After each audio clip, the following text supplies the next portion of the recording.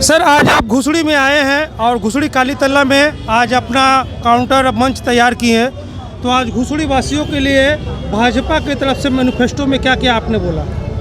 पहले तो सारे पश्चिम बंगाल के लोगों के लिए आज भारत के यशस्वी गृह मंत्री अमित शाह जी ने कई घोषणाएं की हैं, वो आप अपने न्यूज़ चैनल के माध्यम से जनता तक पहुंचाइए। सबसे पहला, महिलाओं की सुरक्षा का गारंटी। दूसरा, महिलाओं के सशक्तिकरण के लिए 3,000 रुपया प्रति महीना भारतीय जनता पार्टी की सरकार माताओं बहनों को देगी। राज्य सरकार के ट्रांसपोर्टेशन में महिलाओं का किराया नहीं लगेगा, मुफ्त किराया है। बेटियों की पढ़ाई सरकारी स्कूलों में मुफ्त है। नौजवान बेरोजगार युवक युवतियों को जब तक नौकरी नहीं तब तक 3,000 रुपया महीना दिया जाएगा। पश्चिम बंगाल में आने वाले 5 साल में 1 करोड़ नौकरी की वैकेंसी की गारंटी मोदी जी ने लिया है। पश्चिम बंगाल में जो बच्चे परीक्षा की तैयारी कर रहे हैं कंपटीशन का, उनको वन टाइम 15,000 रुपया दिया जाएगा। पश्चिम बंगाल में अराजकता खत्म की जाएगी। यहाँ के राज्य सरकार के कर्मचारियों को 7th पे कमीशन मिलेगा। बीजेपी की सरकार बनते ही 6 महीना के अंदर यूनिफॉर्म सिविल कोड लागू किया जाएगा।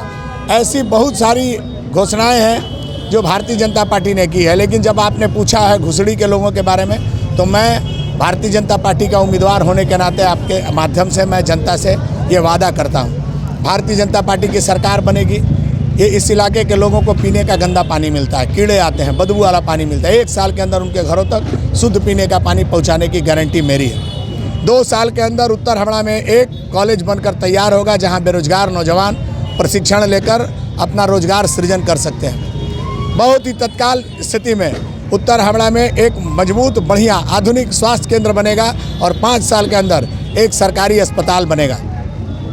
ये बातें मेरे परिवारजनों के लिए है, और कुछ बातें हैं जो मन में है, आप कहेंगे तो आपको बता भी देते हैं। भारतीय जनता पार्टी की सरकार बनेगी 5 साल के अंदर। हावड़ा बस स्टैंड का आधुनिकीकरण वर्ल्ड क्लास का होगा।